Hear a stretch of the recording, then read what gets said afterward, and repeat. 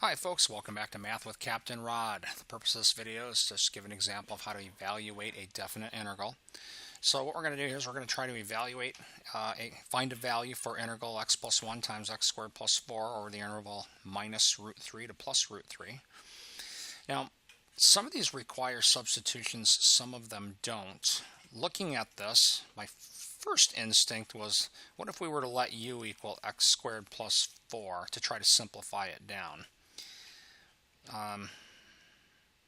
The du would be 2x, and I don't really have that sitting here, so that's not probably going to be a good way to start this. I'm thinking that what we should do with this is probably just multiply this out. So let's rewrite this integral minus root 3 to plus root 3. And when we multiply this out, we're going to get x cubed plus 4x plus x squared plus 4. And that's coming from just foiling these two products. And this now can be just integrated term by term.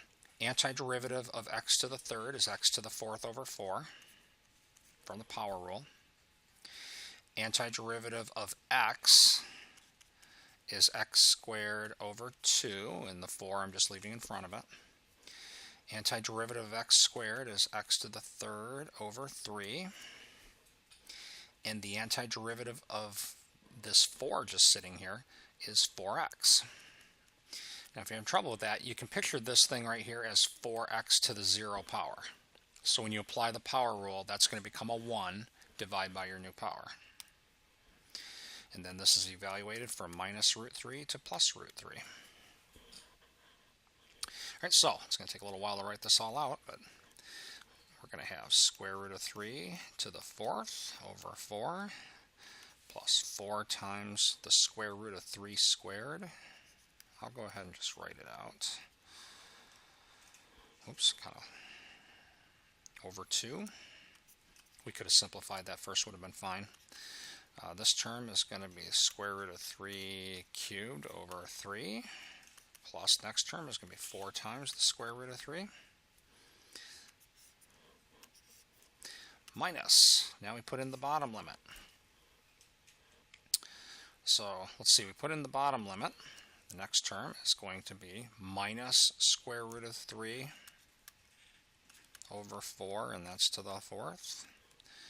Next term, and since I wrote it 4 over 2, I'm just going to leave it 4 over 2 over here so that we're consistent. 4 over 2 minus root 3 squared plus next term minus square root of 3 cubed over 3. I'm going to take a moment and try to make myself some room. Kind of a cool feature of this little computer I use for this. Okay. And then last term is going to be plus 4 times negative square root of 3. Alright, so now we're going to have to get a numerical value for this. Before I, jump to any conclusions about calculators or anything like that, let's just glance this over. Minus square root of 3 to the fourth power is positive, and it's exactly the same value as this. So we got root 3 to the fourth over 4 minus root 3 to the fourth over 4. So what I'll do here is underline those. Those things in green effectively add to 0. Okay, this ends up being 2 times root 3 squared. That's 2 times 3. That thing is a 6. I'm going to glance over here. 2, this is root 3 squared as well as 3. The minus sign becomes positive, so that's another 6. So 6 minus 6, those are gone. I'm going to underline those in blue. This and this add to 0. Root 3 cubed over 3. Look over here now. Minus, now this is minus root 3 cubed over 3. So when we do minus and minus, that's going to be plus. These things are staying. So we're going to have root 3 cubed over 3 plus another root 3 cubed over, I'm sorry, I said 3 and I wrote 2.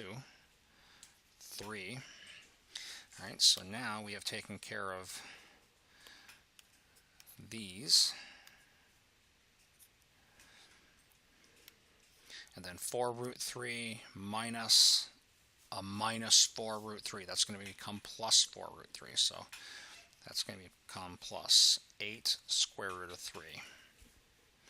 So suffice to say, this is some number. This is some positive value. I'm going to just leave it at this for the purpose of the video. Anybody who wants to, please feel free to go ahead and calculate a number there. But as far as I'm concerned, this is done.